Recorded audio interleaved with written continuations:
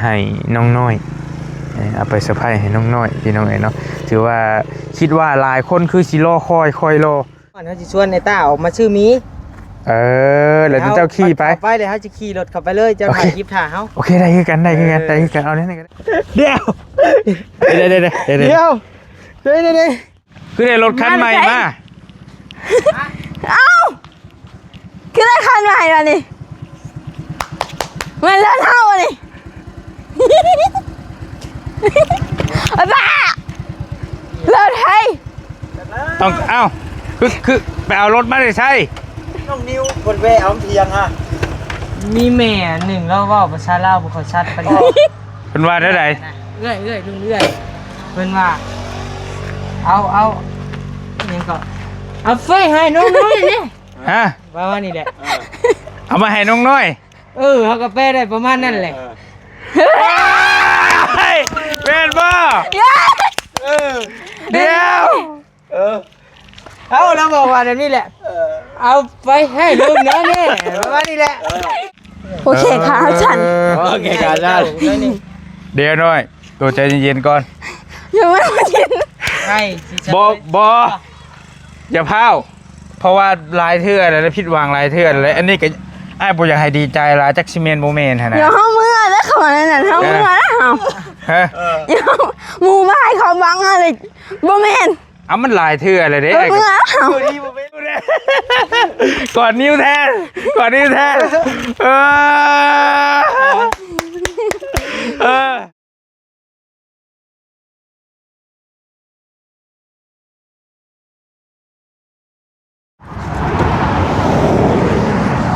พี่น้องถึงเวลารอคอยรอเนาะ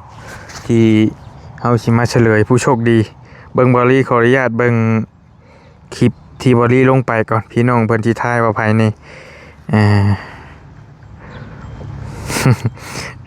บอลี่ลงคลิปไปซื้อหั่นนะเบิ่งกันนี่พี่น้องเพิ่นทายว่าน่าจะเป็นของน้องน้อยอุลายน้องน้อยได้รถแล้วน้องน้อย 100% ไม่ต้องเดาน้องน้อยโอ้น้องน้อย 10,000% รถน้องใจดีโอ้ทั้งเหนือพุ่นก็มีรถน้องป๊อปโอ้เดาเป็นของน้องกองมีไปอยู่ที่บ่แม่นสาวกองมีแน่นอนน้องน้อยแต่ว่าน้องน้อยลายเฮงน้องน้อยหรือน้องป๊อปน้องกองมีรถลายพี่น้องเนาะขออนุญาตมาเฉลยได้พี่น้องเด้อรถเฉลยรถเฉลยรถแล้วรถคันนี้หันบอลี่เอาไปให้น้องน้อยเอาไปเซอร์ไพรส์ให้น้องน้อยพี่น้องเนาะถือว่าคิดว่าหลายคนคือสิรอคอยรอสำหรับการเอารถไปมอบให้น้องน้อยเพราะว่าตั้งแต่ดนนั่นแหละตั้งแต่รถปูโรหลายเดือนนะหลายคนอยากให้น้องน้อยอยากได้นะพี่น้องแต่ว่ากินนี่หันน้องนิวโทรหาบอต้าตอนนี้บอต้าเพิ่นอยู่นำน้องน้อยเพิ่นดีใจซะดิ่งสิเพิ่นคือสิฮู้ว่าเพิ่นสิได้รถนะบอลลี่ก็บ่ฮู้ว่าเพิ่นฮู้แนวใดเพิ่นเห็นบอลลี่ถ่ายคลิปไปซื้อบ่หรือว่าแนวใดก็บ่ฮู้คือกันเพิ่นดีใจซะดิ่งสิแต่ว่าบัดนี้แล้วเฮาสิเอารถลงแล้วสิไปรถเป๋าจักสิเฮ็ดแนวใดก็ยังคุยกับน้องนิวอยู่สิเอารถลงแหละสิไปรถเป๋าเฮ็ดแบบว่าบ่มีรถนะหรือว่านี่บ่ลองเบิ่งแล้วจะเฮ็ดได้หากไว้น้ำคนแล้วให้เขาขี่ไปให้บ่เลยบ่เฮาขี่ไปนำเจ้าปึ๊บไปฮอดเฮาสิชวนในต้าออกมาชื่อมีแล้วเจ้าขี่ไปเดี๋ยวเขาจะขี่รถเข้าไปเลยเจ้าถ่ายคลิปถ่ายเขาโอเคได้คือกันเอาเนี่ยก็ได้บอกแบบนี้ได้ฝากมันเล่านี่ก็ได้เนาะก็ได้ล็อกคอไว้นี่โอเคแล้วเพราะว่าบอดี้นี่นี่คันขี่เป็นน้องน้อยเพิ่นฮู้แท้ๆว่ารถเพิ่นหั่นนะเพราะว่าเพิ่นเบิ่งคลิปโตของเฮาลงเลยเด้แม่นมีฮู้เพิ่นขึ้นอีหยังเพิ่นขึ้น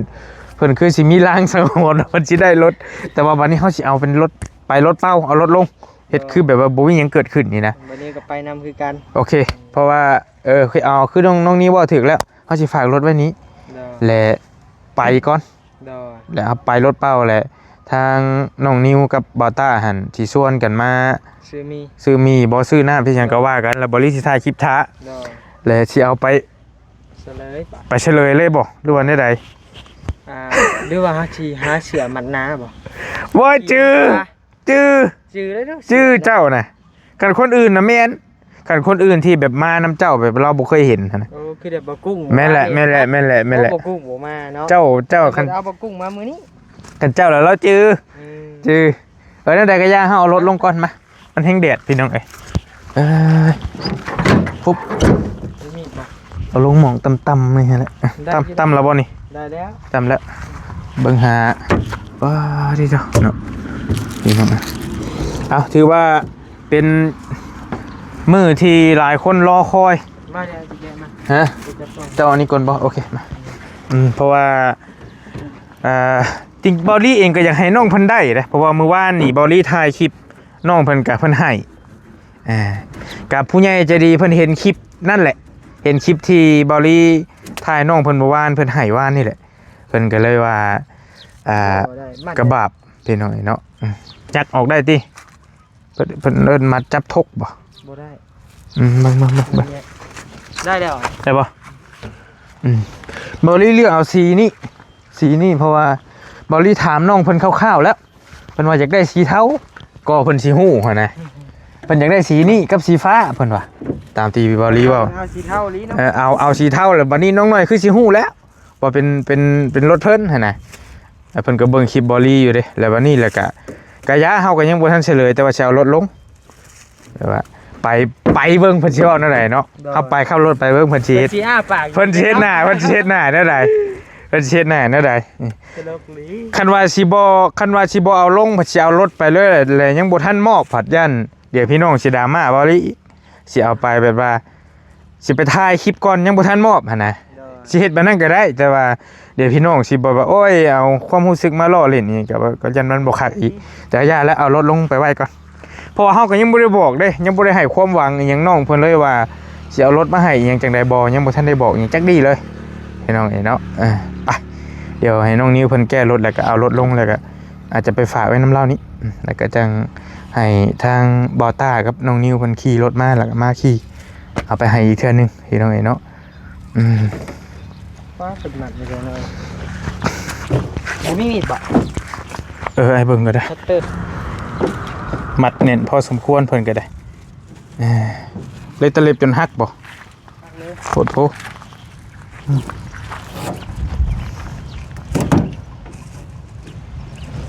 ก็อยากให้มันทนทานนั่นแหละคือว่า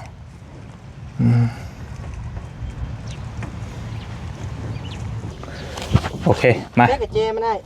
เจอยู่ในรถฮะ กระเจมัน บ่อยู่ในรถ เดี๋ยวกระเจอยู่ซิโน่ ว่าเนาะเห็นว่า เฮ้ย ติดเกียร์บ่ เว็บ โอ้ยยังตัวนั้นอีกอันหนึง อยู่นี่เรา มัดคาเกลีเนาะอ้าวกะคักอยู่มาตรฐานดิ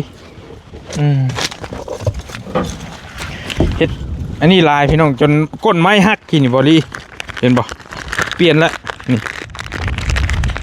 นี่ก้นอันนี้เพิ่นนี่มันล่มตั้งไว้ได้ล่มดีบ่ลี่ซื้อมาเพื่ออันนึง500ชาวผู้ใดอันนี้ก็ได้หักเรียบร้อยมี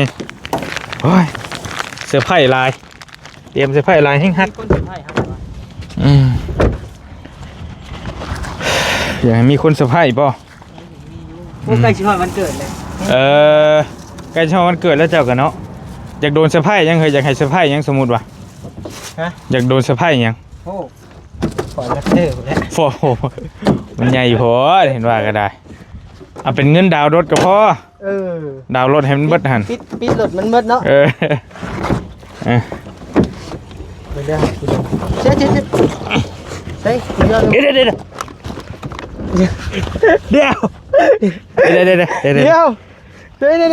ได้มันวิดแล้วโอเควิดโกบมันแล้ว เขาจบบอลอด ล็อกโคตรบอกแม่นบอกย่านแต่โกบวันนี้มันฮักคือเนาะเคยเห็นของอาจารย์ฮักเท่านึงเด้แต่ได้แล้วมีปัญหาบัด ใช้กระเจ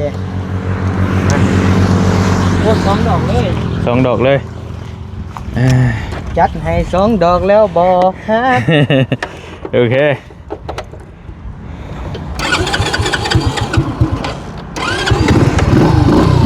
โอเคไป ขึ้นเบิดเนาะไปทางไหนก่อนบ่ เอาไว้เทียงแล้วแหละไอ้ปะ เดี๋ยวจะไปถ่ายเด้อ โอเคล็อกคอไว้แล้วจะกันยังไหม บ่สั่นคักว่ะ โอ้คักเลย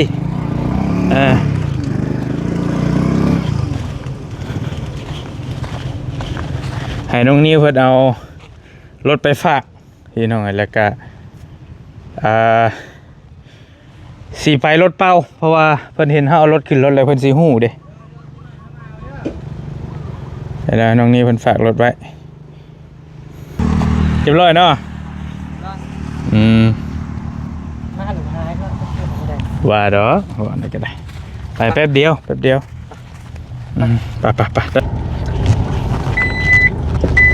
พี่น้องเฮาสิไปแบบสิไปเบิ่งหน้าน้องน้อยเพิ่นสิเฮ็ดแนวใดนะโคมิวสิกเป็น เพิ่นสิเป็นแนวใด บอกกันแล้วเพิ่นว่าอ่านเบิ่งคลิปแล้วเลยมีรถเบานี่ป้าต้องเฮากันใจสบายเด้อ ก็แผนซ่อนแผนเด้อเจ้าอย่าคิด มันว่าเป็นมีแผนแล้วมีแผนกว่าอีก โอเกิลบ่แม่นว่าเฮ็ดอันนั้นนี่เด้อพี่น้องอยากให้มันเซอร์ไพรส์เพราะว่า แสดงความดีใจเพิ่นออกมาให้มันเต็มที่นะเนาะ เพราะว่ารถมันก็มีค่านะมันมีมูลค่าแล้วก็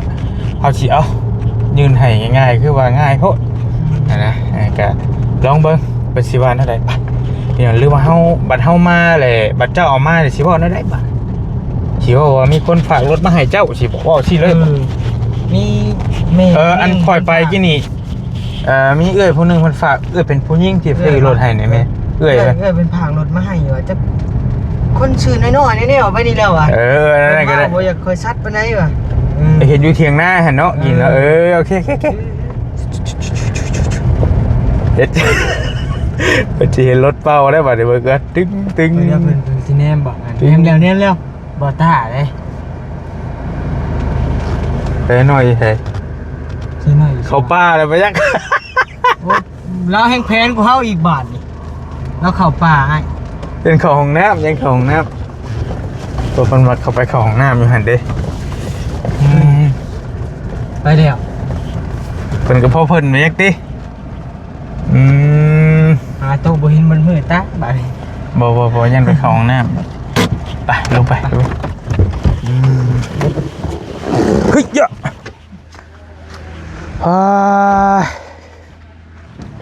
ใช่ไอ้น้องตื่น อยู่หันบ่ฉัน เฮ้ยยังติดก้นเมื่อยเพิ่นว่า เมื่อยยังพิลึกแท้เฮ้ย โดยสบายดีเด้อเนาะเมื่อยย่างเพิ่นว่า เมื่อยยัง มาไกลแล้วว่ะโอ้ศพแดงคือตุลิงแท้ว่าพ่อก็ได้หายแล้วเนาะเมื่อยยังก็ยืมรถมอเตอร์แล้วขี่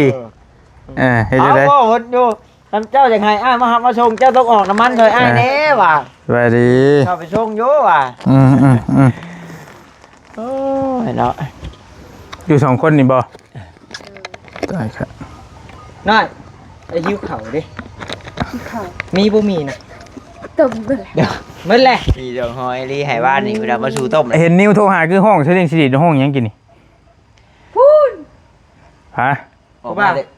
แต่ป่าบ่อนิ้วจะขึ้นมาได้ว่ะมีแนวมาให้กินว้ายบ่อนิ้วชื่อหมูกระทะว่ะว้ายหมูกระทะนี่ใช่บ่เดี๋ยวบ่ตัวหิวข้าวไอ้ตาไปได้น้อยย่างไปซื้อให้หน่อยไป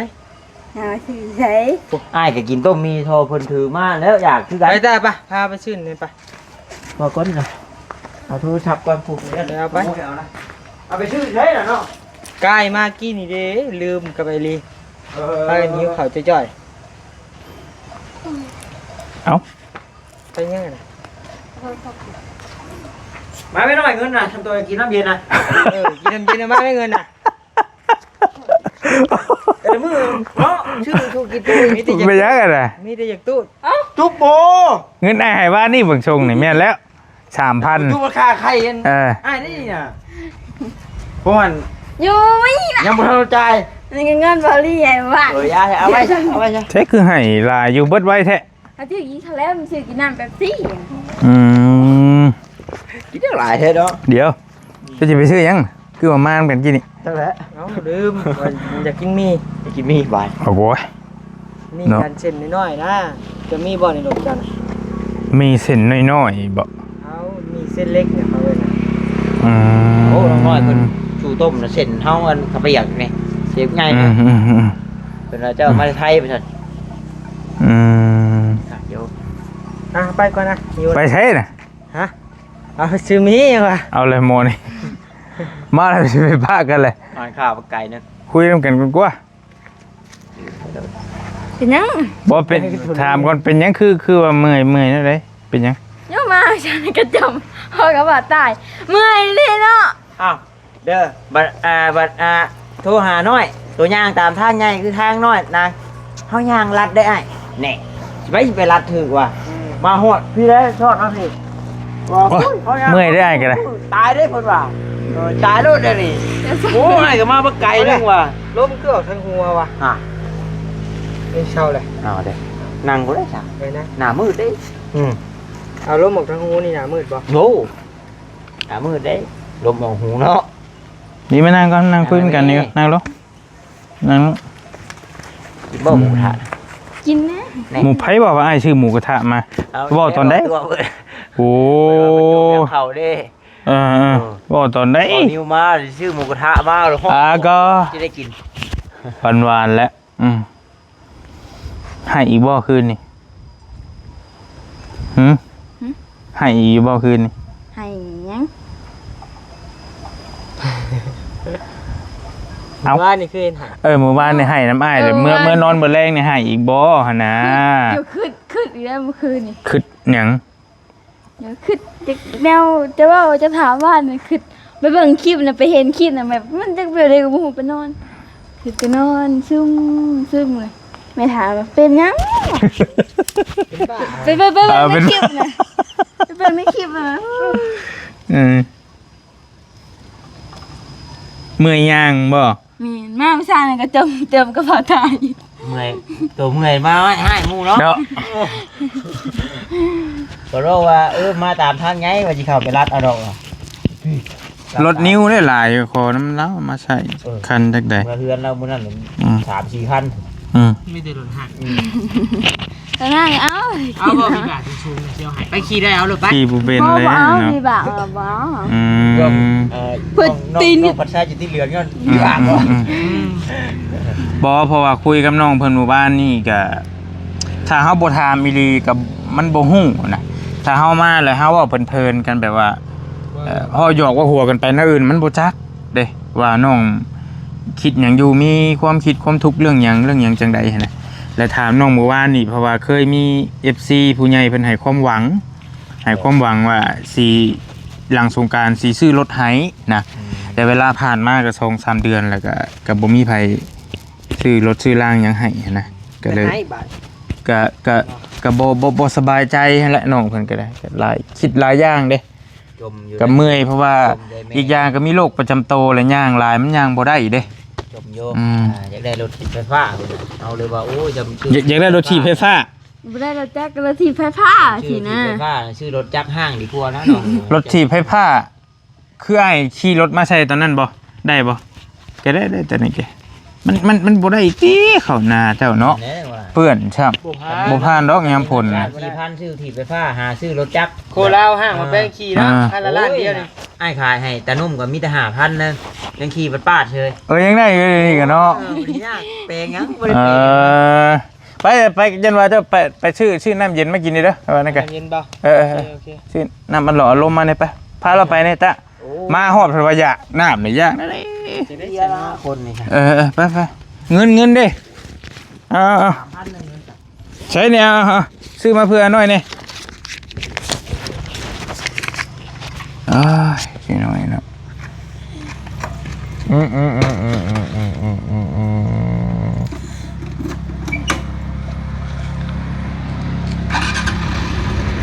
คักแต่รถบ่ต้านใหม่เนาะแปลว่าคือสิดูแลได้ดีอยู่เบิ่งทรงแล้วแบบว่ารถใหม่มันยังยนต์น่ะ ไหน อยู่ในหลังตะกร้ามันน่ะ โอ้แต่งไพ่ใส่ของลุงนิ้วเลย โอ้ยเนาะ โคมงัวเรื่อยเลย อ่า เล่นงัวเล่นตัดหน้าบ่เห็น อันนี้นี่อันนี้เนี่ยเอา ยังไงนะ ไปซื้อมาให้น้องหน่อยไปนั่งล้มน้ำน้องคนถ่าจังหน่อยจะไปทางไหนทางพี่บ่หรือหาดพุ่น หั่นหน้าแผงเลยมันไกลกว่า ตัวได้ไก่หน่อย ดีแล้วนี่ ไป ทางนี้ ซื้อน้ำมันลมมาให้เนี่ยโอเค แต่ว่ามันมีเน็ตอยู่เบิ่ง เดี๋ยวแล้วเต้จะสิไปทางไหนก็คุยกัน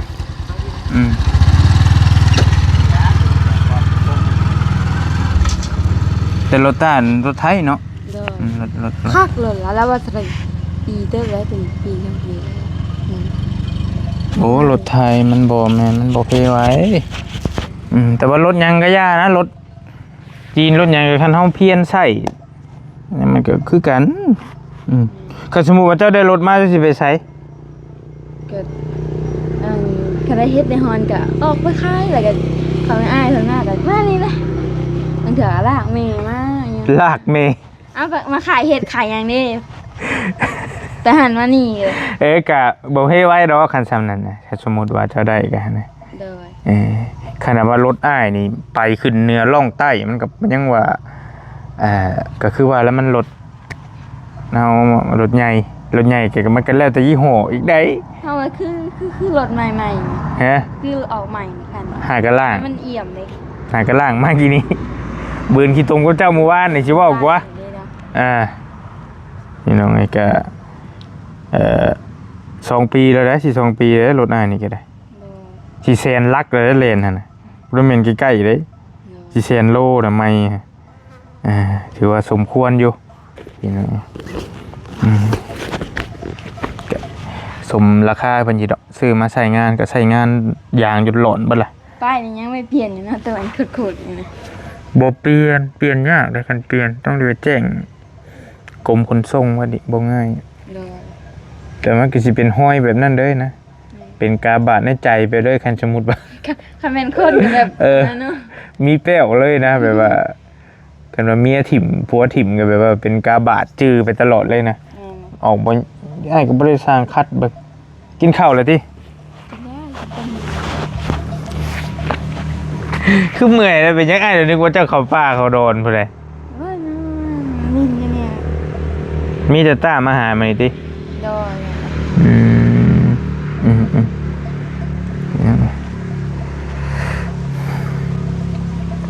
เอาก็ฟังไปนี่นะเฮ็ดได้ได้ก็เว้ากับน้องเพิ่นว่านี่เบาลีก็ได้ แล้วมากับอันนะโยบาตาชอบอันเพื่อนแล้วคนที่บ่ไปก่อนมาหยางมาทุกมือเฮาก็เมื่อยไปนี่ก็ได้แบบสิได้12 โมงมาเดทเด้ ย่างมามื้อนี้ก็ได้ หยางเลยเดทมาเจ้าบาตาโอ้สิบ่มีบ่ สิเป็นหยังสิบ่มีหยังว่าแต่ สิบ่มีบ่สิบ่ได้คือมือคือบ่เจ้าบ่บาตาได้บาตาก็อดเอาน้ำหอดบุญเฮาอดเอา แล้วคือเห็นสดิ่งสดีอยู่เป็นหยังกินดีใจหยังน่ะ เดี๋ยว ว่าตรงๆเป็นหยัง อันกบาตาว่าอันยังอันอะไรว่าอยากกินข้าวเหรอแบบนี้โทษ ว่าตรงๆเลยว่าตรงๆเลย อีนี่ แต่ว่าตรงๆอย่าตัวอ้ายว่าตรงๆว่าตรงๆเลย อีนี่ บ่ยัง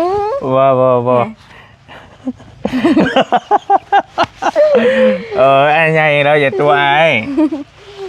อายุอ้าย30แหละ อีนี่ บ่เว้ยเนาะตัวเด็กน้อยน่ะคืออยู่โดย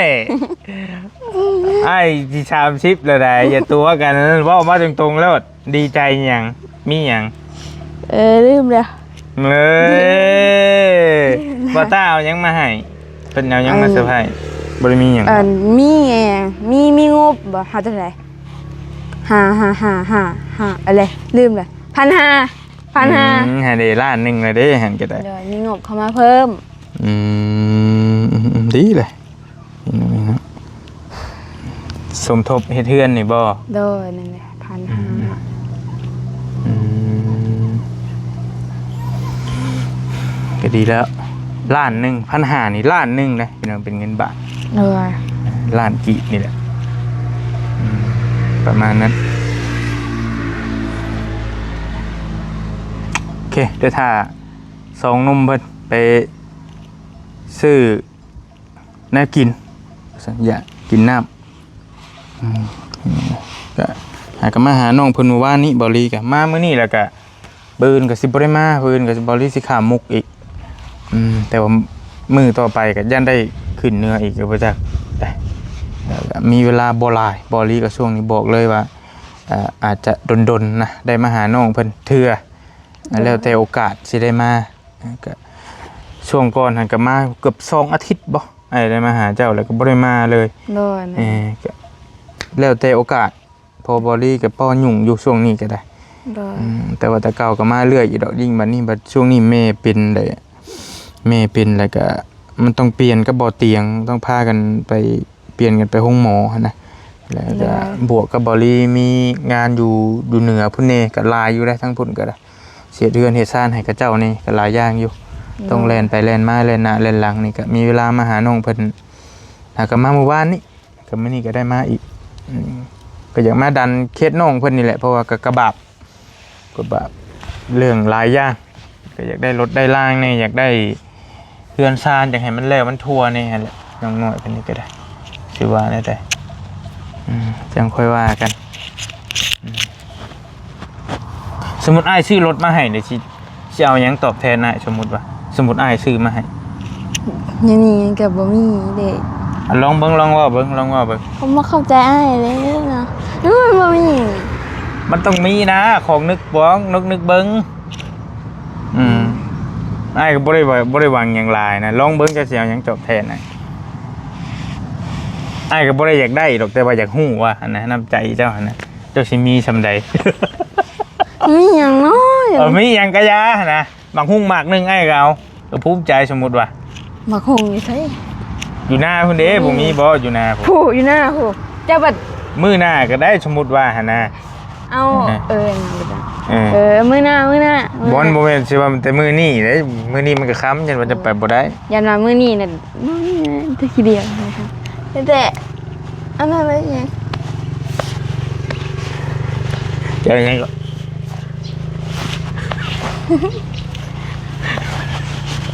เดียวหายังก็บ่มีบาดนี่ เยอะคน โอ้ยเนาะก็พอไปหาเฮ็ดหาหอมมาไว้ท่านี่เห็นว่าก็บ่มีบ่เฮ็ดละงกเท่านี้ นี่เฮาบ่ได้ไปบาตาเสร็จเขาเป็นออกกับผู้สิย่างมาผู้มาพี่อีกมันละไกลบัด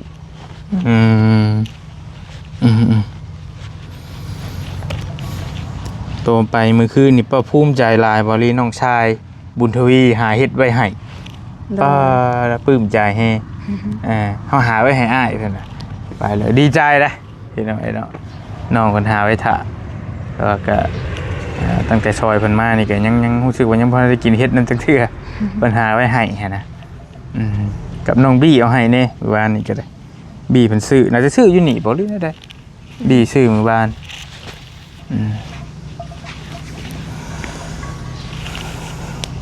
เฮ็ดปวกยังอยู่บ่ล่ะ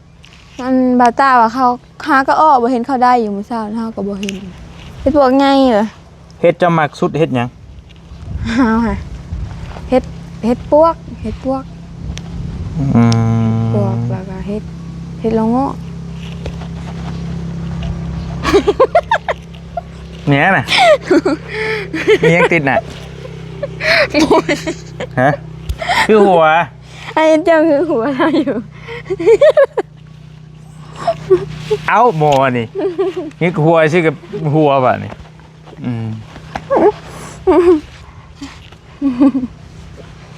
แล้วมาเฮ็ดปวกเด้อ มักแท้ๆอีดีแล้ว เด้อ เฮ็ดปวกโนนึงเด้อพี่น้องนี่เนาะเฮ็ดละงูก็บ่เท่าใด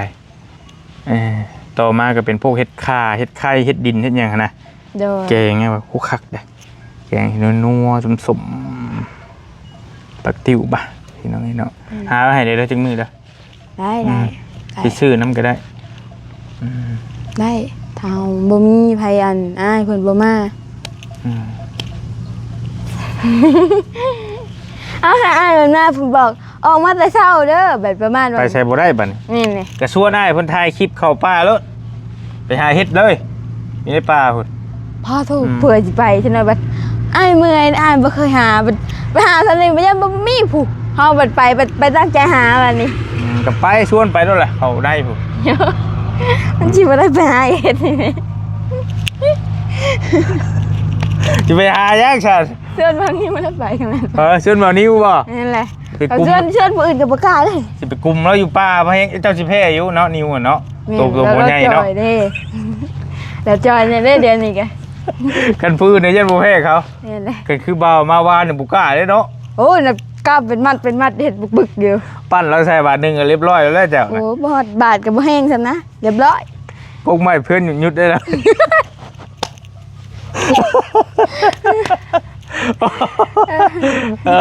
เว้ยโยเข้าป่าสิบ่ได้ได้พี่น้องเนาะเป็นน้ำลมเลยว่าต้นไม้เพื่อนก็ลม จักมียังแลบ่ฮู้แล เด้นี่ก็คือวันนี้มันก็เพื่อนนี่ลมเลย โอ้ยหน่อยเว้ยจอยลงหน่อยเดี๋ยวนี้เนาะจอยบ่อดเข่าบ่ ก็ธรรมดา ไอ้เบิ่งคืออยากจอยลงมาหนึ่งอยู่ไหน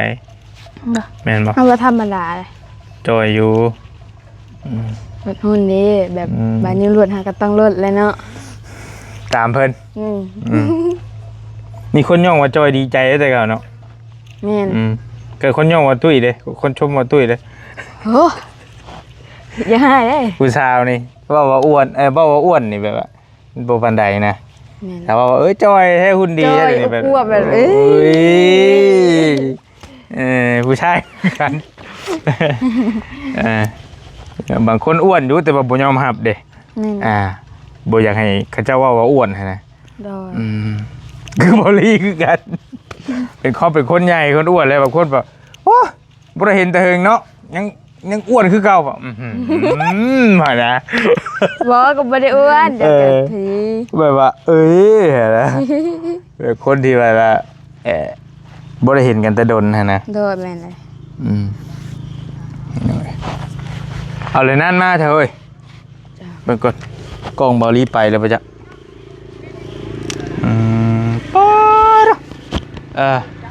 30 นาทีแล้วนี่ก็ได้ โดย พี่น้องไอ้เนาะเอาเดี๋ยวเบรกท่าน้องๆเพิ่นก่อนหน่อยหนึงคือนานมาแท้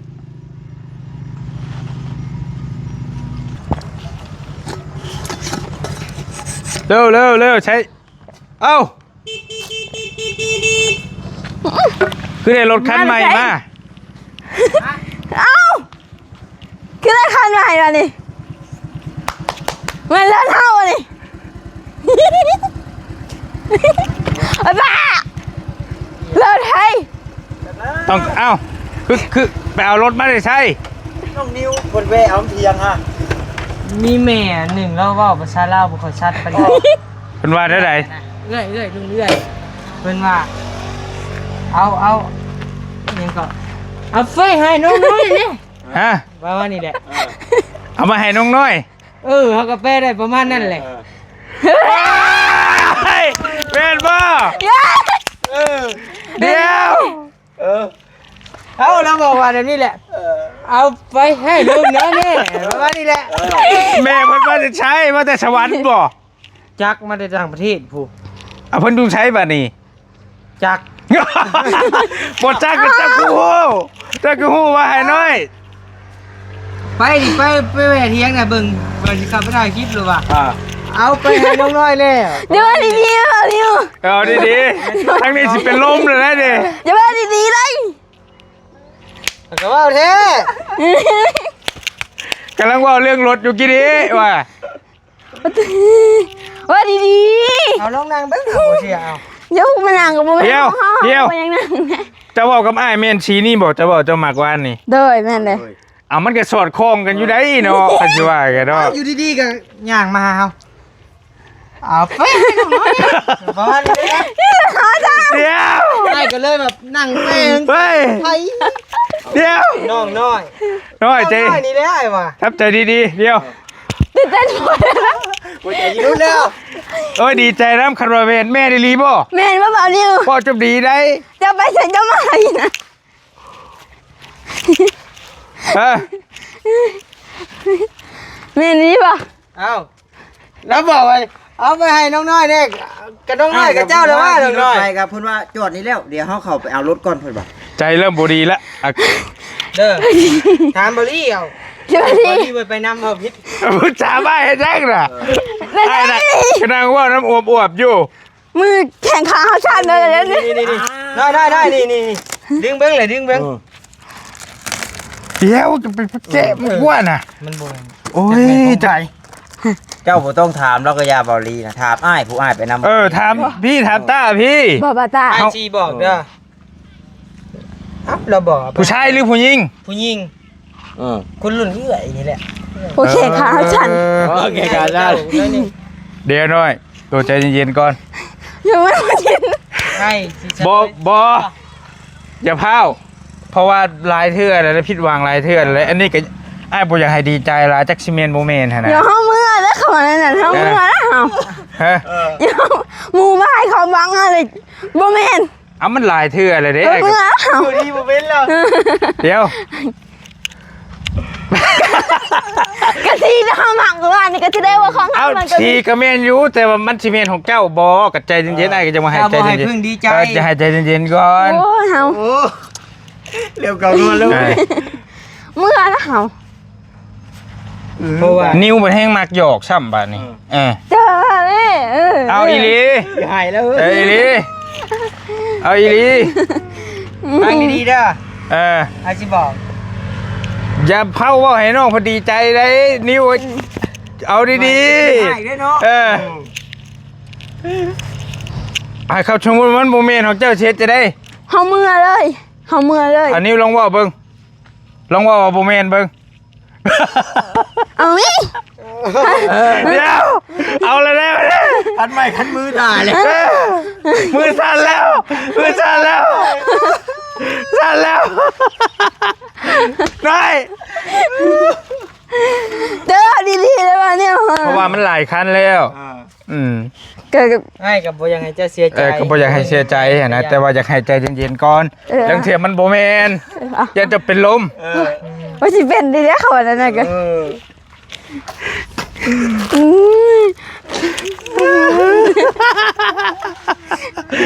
จะมาเบิกง่ายถามนิ้วพุ่น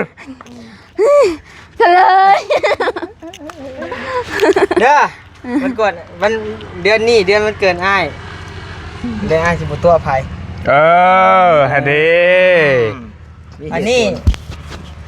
ชัดจ้าคือชัดจ้าเด้ โมเมนต์ของน้องอิวตี้ของน้องอิวนี่สิบ่แม่นพี่น้องเอ้ยเนาะ บ่แม่นดอกของน้อง ไผอิ่วเอาจับเบิ่งกล้องดี ส่วนลายบัตร FC ๆเบิ่งกล้องเฮามาซูมมาเอาเลยเอาเลยเมนบ่แม่นก็อยู่นี่1 บ่แม่นของน้องอิวแต่ว่าเป็นของ 2 น้อย เฮ้ยเดี๋ยว ยังไงดิ เดี๋ยว ยังไงดิ บ่ได้หลอกบ่ บ่ได้หรอก เอาดีๆเลย เขาบอกว่า FC แม่นเลย บ่ให้น้องอิวนะบ่ให้น้องน้อย นี่ดีป่ะ จักแล้วถามดิวกว่า บัวตา ไอ้นั่นผู้ไปน้ำน่ะเพิ่นว่ารถน้องน้อยว่าซั่น ห่านเอาเลยได้บัดนี้ได้ จะเข้ากับชื่อน้อยเลย ขายยังไง จัดหมด เอามาพี่ก่อนเดี๋ยวตัดหมดก่อน โอ้ จักโต โอ้ สิไปปล่อย เอามาบ่เป็นยังเดี๋ยวขอคาดก่อนบ่ต้องพาว่ามันอย่าเชื่อ100%ได้เรามักหลอกได้นี่น่ะอีหลีโดยสบายดีจักโตฮะ 70โต อันจักพันเจ้า เอาอ้ายสิให้เท่าไหร่ก็ บ่แล้วเฮ้ยผู้เคยขายเจ้าเคยขายจักพัน 30,000 โอเค 150เด้ โอเคได้30,000เนาะอันนี้ซื้อขอคาดก่อนหน่อยนึงพี่น้องให้เรามาขายจิรอ เงินทอนเจ้านี่เห็นเลยก็เลย ได้บ่ยากเฮานะ เงินทอนนี่นะ บ่มีทอนอีกบ่พอดีแล้วสิจ่ายค่าจิรอ แล้วปีนี้เนาะ มาขายรถ งามบ่ น้ำเลยขายรถ ซื้อซอยดีกว่า ชีวิตล้าน ชีวิตลาดผู้ ชีวิตล้าน มือหนึ่งบ่อันนี้มือหนึ่งได้16 ล้าน น้ำเลย มือหนึ่งแล้วได้ มันก็ สีงามบ่สีงามบ่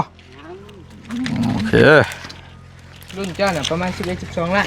เพราะว่าบอลลี่เคยซื้อเด้มัน10 18 ล้านมันกิโล70 โตโอ้มันจะตรงงามอยู่เด้ พัน น้ำแหน่ อย่ามันเขาตั้งปล่อย ปล่อยปะ เขาตั้งเห็ดนั่นนี่มาหาบอลลี่ ตายชับบัดนี้ บ่ตายโอ้ยขอโทษได้หลายพี่น้องเชียงดัง เว้นแต่เตียงมาเสียเนาะ บ่เตียงบ่ ได้รีมาแทน บ่เตียงอยู่ล่องแจ้งอยู่แสงใช้สมบูรณ์พุทธ เดี๋ยวในส่งจ้ะ ผมคือขึ้นพี่วะขอโทษได้หลายโอ้ยอยากช่วยอะไรเป็นแห่งตายครับ จะไปซอยหั่นเนาะ ให้50,000เด้อขอบใจได้หลายอ้าย ไปขุดเองบ่ แม่นแหละ โอ้ย หัวน้ำคุดน้ เอ ำ อ ให้ลูกก้าเขาอยู่น้ำกุจาน โอเคเบิ่งเช้านี่ให้กินน้ อยู่น้าอะไรกันเลี้ยงหัวแล้ว ำขอคาดก่อนบาทหนึงเอาขนมให้เราไปกินก่อนอ่ะ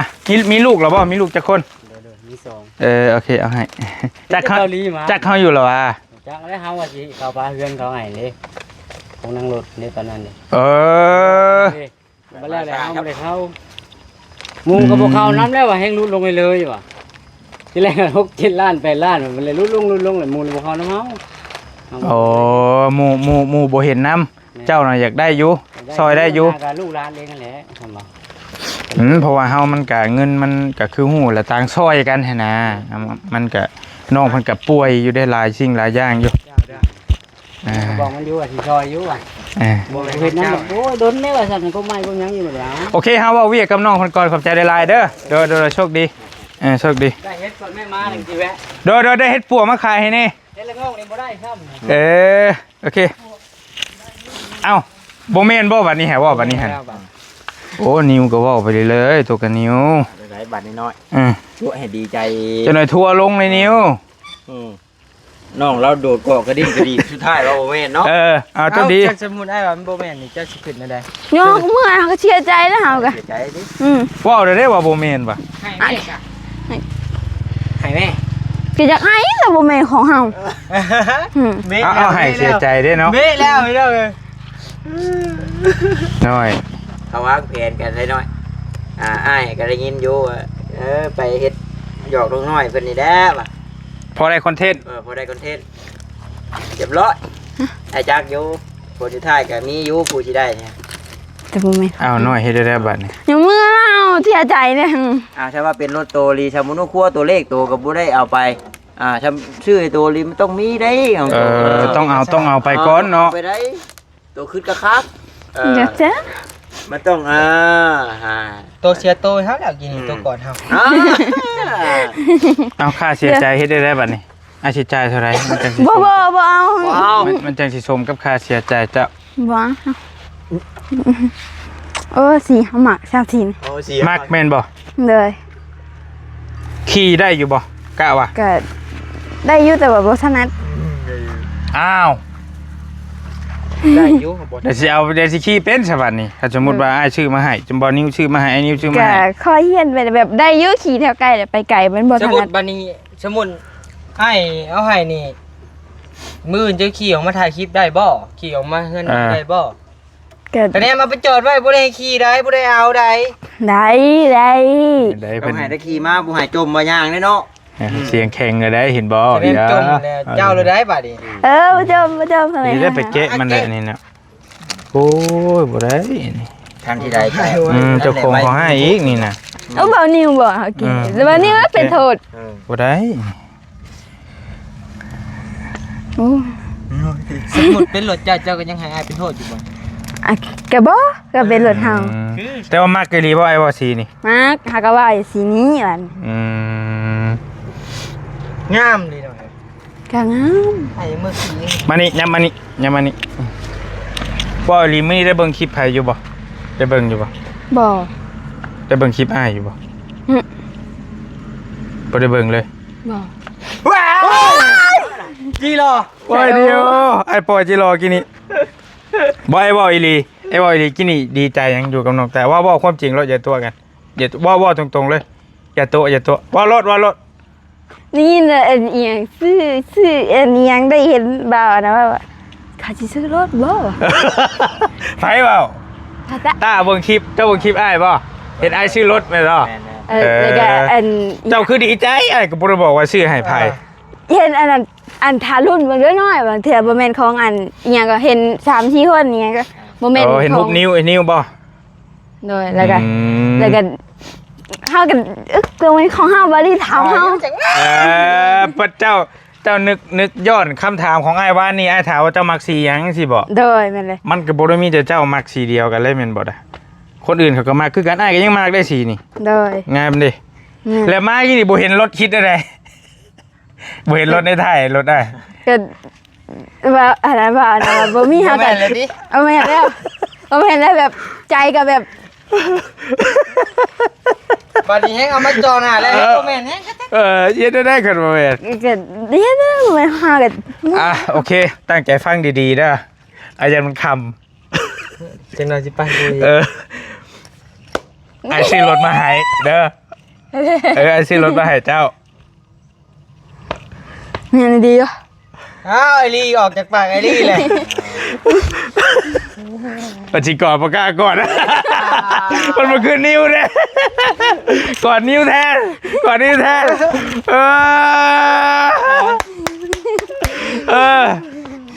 มีก็ใจดีเพิ่นฝากให้อ้ายซื้อรถมาให้เด้อมากบ่สีนี่มากบ่ มากก็เว้าว่านี่เจ้าก็ถามอยู่ว่าแบบที่นี่ ป้านั่นน่ะเนาะ คือฟันบ่ยิกบ่นิ้วลองยิกเบิ่งด้วย เบิ่งสินี่ ผ่านแล้ว เบิ่งแขน ต้องหน้าตัวเองเบิ่งด้วย เบิ่งแข ตื่ น น น่ะ ตื่น เบิ่งแขนน่ะ เจ็บ เดี๋ยว โอเค ดีใจนำเด้อได้รถใหม่เด้อ โดย ก่อนแล้วที่อะไรเสียใครร้องเลยแล้วเดี๋ยวนี้ พอดีอ้ายกับแบบจวดจ้าดแห้งพอดีกำลังออกมาแต่บ้านเลยเอื้อยใจดีเพิ่นว่าซื้อรถไปให้น้องน้อยแน่ว่าซั่นเพิ่นก็บ่ได้เว้ายากเด้เพิ่นถามอ้ายว่าเพิ่นว่าน้องน้อยได้รถละบ่เพิ่นน่าจะเห็นคลิปเจ้าให้เมื่อวานนี่แหละเพิ่นแล้วก็บับ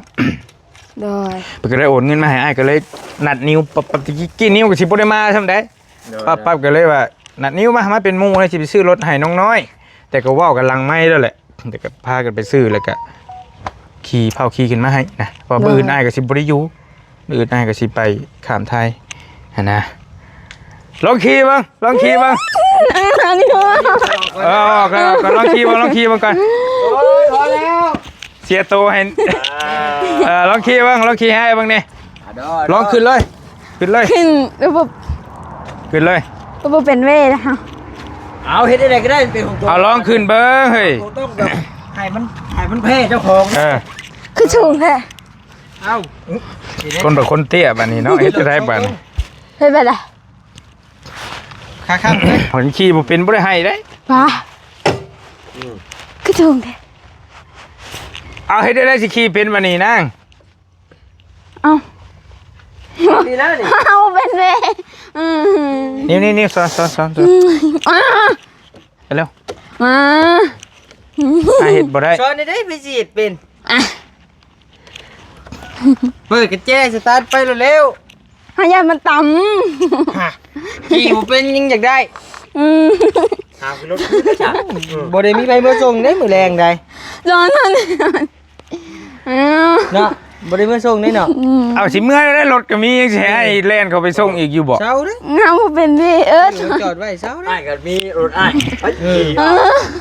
ตัวไอ้ตัวมันแรงนี่ ขี่รถมากับไอ้ลี่ซ้ำมาที่ ไปไป เบิ่งสิเปิดกระแจ บ่นะเฮาฮู้อยู่เปิดกระแจทางเวบ่เป็น อวยบ่เป็นบ่ แม่น แต่ก็อวยไปหันแล้วก็ถอยมาล่ะสตาร์ทเบิ่ง จัดมืออื่น เปิดกระแจ มาได้อยู่ที่ขี่มาได้บ่แรง บ่ได้เคยขับรถจักรบ่ซะ เคยอยู่ ครับอยู่แล้วน้องกิ๊กขึ้นก็เห็น ร มัน ถเปล่าตาก็ขับอยู่ นี่ เรื่อยอยู่ ส นะ ตาร์ท บัดรถตัวเองบัดเฮ็ด ใช่ ขึ้นได้บัดนี้ โอ้ลืม เปิดกระแจเปิดเร่ง โอ้ย มือใหม่มันสั่นเลยมือใหม่มันสั่นนิ้วพาซ่อน เอาไง ซ่อนนะบ่ อย่าไปหรือว่าก็คนบอกก็ได้ได้ยีดอกบ่ได้บ่ มันสูงคาบ่ถึงคาเฮานี่บ่ถึง โอเค เอาปัดกัน บอกคันไอ้เป็นผู้บ้านี่บ้าไอ้ขึ้นข้างหลังเราได้กินนี่อันนี้ว่าบ่ได้ไอ้เฮ็ดบ่ได้ คือสูง ยับเข้าเลยโอ้ยโอเคโอ้ยใจเย็น แห้งเลย ๆโอ้ของแท้ได้ฮะ เกี่ยวซับป่าไว้เจ็บโอ้ตาย โอเคใจเย็นๆค่อยๆไป โอ้มันเฮง เว้ยกอดเว้ยตายแล้ว มาเดินมีมา โอเคไปตายแล้วอาขี่ไปโน่นหนึ่งเดี๋ยววนมากก็ได้วนมา ให้น้องหน่อยขี่ไปนี่ได้ จะขี่ไปนี่ต้องขี่ไปนี่มันซื่อเลยเด้ ไปขี่ซ่อนท้าย เบิ่งให้ขี่ลองไว้เบิ่งเด้อ ไอ้สิซ่อนท้ายสิครึ่งให้ เฮาบ่แพ้ ย่าสะลง แต่ว่าเดี๋ยวพาขี่ไปทางใหญ่เลยใจเย็นๆก่อนจุดเดี๋ยวอันตรายมาขี่มานี่เราวนมาหาไอ้นี่ ให้มันไว้ตี ใจเย็นๆก่อนอันตรายค่อยเฮงเนาะ รถจังไม้แล้ว ใจเย็น เอ้ย อย่าละเพราะว่าโอ้ยเนาะขี่ฮัทบุกเป็นบาด โตโบวิดมันกันจึงกันจากร่มเลยเนาะ ชีซ้ำน้องพันธุ์นี่แหละอันนี้ลายเรียกกันน้องพันธุ์กะ หมุนตั้ง โอ้เฮ็ดล่มลายเพเล่นนั่นกันชิโรดอยู่บ่หน่อย กันบ่รอดเลยป้าใหญ่อีกไปป้ามันอยู่เฮือนอ้าย บ่เลย ป้าไว้2 เดือนแล้วกลับมาคนละสภาพแล้วดิ ไปจำน เฮ้ย เฮ็ดได้วันนี้นะ มันคือแห้งเลยอันนี้ จะปลดเกียร์ก่อน เป็นเกียร์ ปลดเกียร์ก่อน โอ้รถอ้ายเลยคาดมันเริ่มจอยเลย เอาว่าแล้วกะยาเราแล้วจังค่อยว่ากันพอบอดี้ยังบ่ทันลองเบิ่งได้นี่เบิ่งลองกันโอ้เฮงเว้ย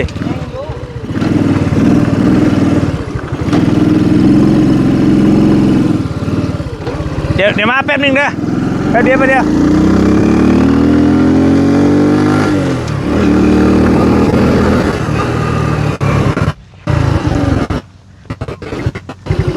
โอ้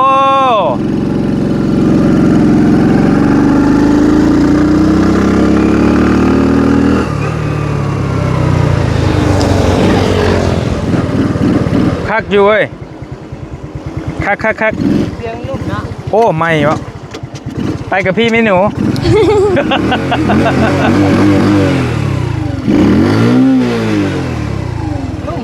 น้ำมันตกขีดแดงเลยได้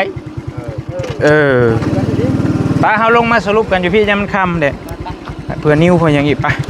มาคุยกันอยู่โฮมไปเลยมาจังคอยเฮียนขี้เอาผมไปยัง เหลือสมองกันได้อ้ายเฮ้ยนี่ ยามันเป็นยังบุเป็นยังเอายาวๆเลยโดนเถื่อโอเคมาพี่บันนี่มาพี่อันน่ะไอหานี่ไปเอากันนกกันเน็กมาให้นี่เป็นอยู่น้ำลังอ่ะอยู่ในรถนั่นแหละอยู่ในเบาะหลังมีของแถมกันนั่นแล้วเด้อน้องเด้อดีใจน้ำในลายมีแต่ยิ้มโบหุบนอนรับว่าไปแรงนี่เนาะยันในโรงนอนเผาตารางอยู่แรง เดี๋ยวจังอันนี้ ทันกา ครูปั๊บเพิ่นนี่ก็แจ้งอันนี้ของแถมเด้อ นี่ มีเสื้อกันแดดกันฝน เชิญถือมาใส่น้ำก้อนแน่ โอเคนี่ไปให้พ่อเจ้าอันนี้เจ้าน่าจะแล้วแต่ใส่ก็ใส่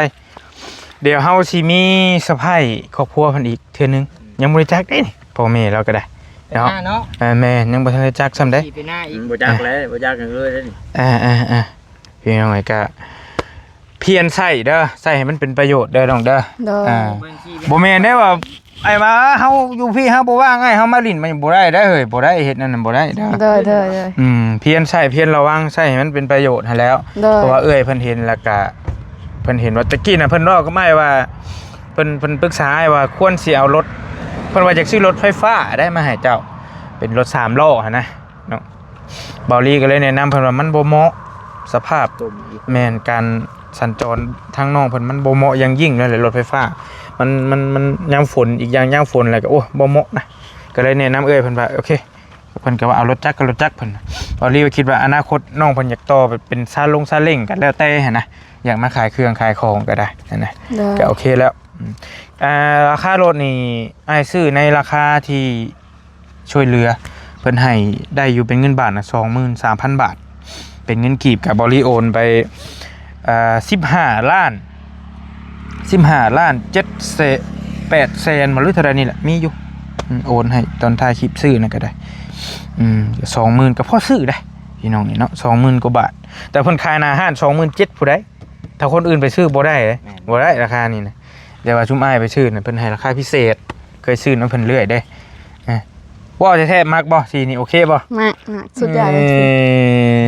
คักเนาะมักนิ้วบ่หลอกถามสารภาพแล้วเพิ่นว่าแล้วเว้าขี้ให้ชื่อเพิ่นน่ะแต่ว่าเราใจดีแท้จริงแล้วเราก็นี่อยู่เพิ่นน่ะมาฟันกันบ่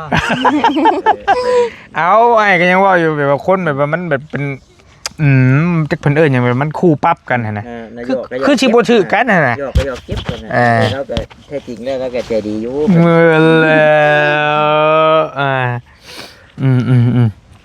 มีแต่เวลามันก็ยืดยาวแหละมีแต่ให้เจ้าเด้อขอมกขอบใจทางผู้ใหญ่ใจดีเพิ่นบ่ให้ออกชื่อออกเสียงดอกเพิ่นเป็นคนลาวเฮานี่แหละเพิ่น